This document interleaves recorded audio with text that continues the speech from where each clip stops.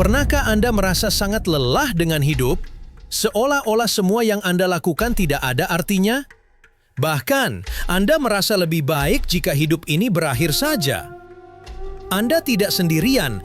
Seorang nabi besar, Elia, yang dipakai Tuhan dengan luar biasa, pernah ingin menyerah, mengalami depresi dan keputusasaan yang begitu dalam. Apa yang Tuhan lakukan untuk menolongnya? Inilah dia, fakta Alkitab.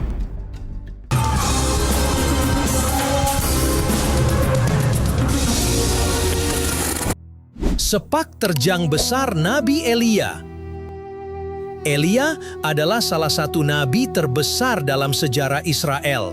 Sosok yang dipakai Tuhan untuk menyatakan kuasanya di tengah bangsa yang tersesat dalam penyembahan berhala. Salah satu momen paling dramatis dalam pelayanannya terjadi di Gunung Karmel, 1 Raja-Raja 18. Di sana, Elia berhadapan dengan ratusan nabi Baal. Dengan penuh keyakinan, ia menantang mereka untuk membuktikan siapa Tuhan yang benar. Setelah doa yang penuh kuasa, Tuhan menjawab Elia dengan menurunkan api dari langit, menghanguskan korban bakaran, kayu, batu, bahkan air yang ada di parit. Peristiwa ini mengguncang bangsa Israel sehingga mereka kembali mengakui, Tuhan, Dialah Allah. 1 Raja-Raja 18 ayat 39. Dari perspektif manusia, inilah puncak kemenangan Elia. Ia seharusnya menikmati sukacita besar sebagai alat Tuhan. Namun, justru setelah kemenangan rohani yang begitu gemilang, Elia menghadapi situasi yang membuatnya goyah secara mental dan emosional. Elia dalam titik depresi dan keputusasaan. Kemenangan besar ternyata tidak otomatis menghapus ancaman.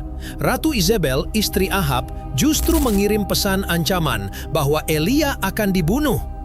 1 Raja-Raja 19 ayat 2. Alkitab mencatat, maka takutlah ia, lalu bangkit dan pergi menyelamatkan nyawanya.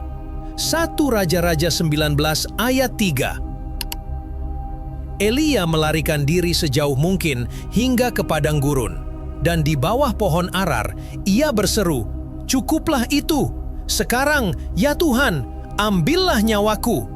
1 Raja-Raja 19 ayat 4. Kata-kata ini menggambarkan kondisi kejiwaan yang amat rapuh. Elia merasa gagal, lelah, bahkan kehilangan semangat untuk hidup. Secara emosional, ia mengalami keputusasaan mendalam, takut karena ancaman, kesepian karena merasa sendirian, putus asa karena merasa perjuangannya sia-sia. Kondisi ini tidak jauh berbeda dengan pengalaman banyak orang masa kini yang bergumul dengan depresi, putus asa, atau merasa tidak berharga. Kisah Elia menegaskan bahwa bahkan orang beriman sekalipun bisa mengalami kejatuhan mental. Dan itu bukan tanda bahwa Tuhan meninggalkan mereka.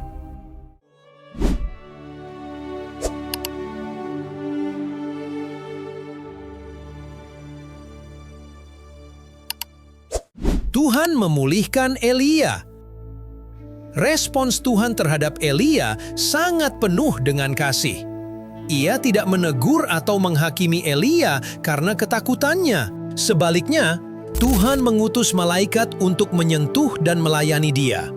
Malaikat itu berkata, "Bangunlah, makanlah." 1 Raja-Raja 19 ayat 5. Elia diberi roti bakar dan air, lalu dibiarkan beristirahat kembali. 2 kali, Tuhan mengirim malaikat dengan makanan dan dorongan agar ia kuat melanjutkan perjalanan. Ayat 7. Dari sini, kita belajar bahwa Tuhan memahami kondisi manusia secara utuh, bahwa pemulihan seringkali dimulai dari kebutuhan fisik, istirahat, makanan, dan waktu untuk pulih. Selanjutnya, Tuhan menampakkan diri dengan cara yang unik, bukan dalam angin besar, gempa, atau api, melainkan dalam suara sepoi-sepoi angin yang lembut. Ayat 12. Tuhan ingin menunjukkan bahwa hadiratnya nyata, bukan hanya dalam kuasa besar, melainkan juga dalam kelembutan yang menghibur. Setelah itu, Tuhan memulihkan Elia dari depresi. Ia kembali melayani dengan arah baru. Tuhan memerintahkannya mengurapi Hazael sebagai Raja Aram, Yehu sebagai Raja Israel, dan Elisa sebagai nabi penerusnya. 1 Raja-Raja 19 ayat 15 sampai 16. Elia melanjutkan tugasnya, menunjukkan bahwa panggilannya belum berakhir. Kisah Elia mengingatkan kita bahwa depresi dan keputusasaan bukanlah tanda iman yang lemah, melainkan pergumulan manusia yang nyata. Bahkan hamba Tuhan pun bisa mengalaminya. Namun kabar baiknya, Tuhan peduli. Tuhan tidak meninggalkan Elia.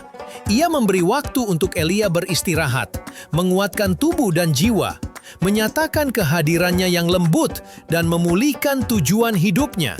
Sebagai orang Kristen, kita pun bisa mengambil pelajaran yang sama. Saat berada dalam titik terendah, jangan menutup diri, tetapi datanglah kepada Tuhan dalam doa.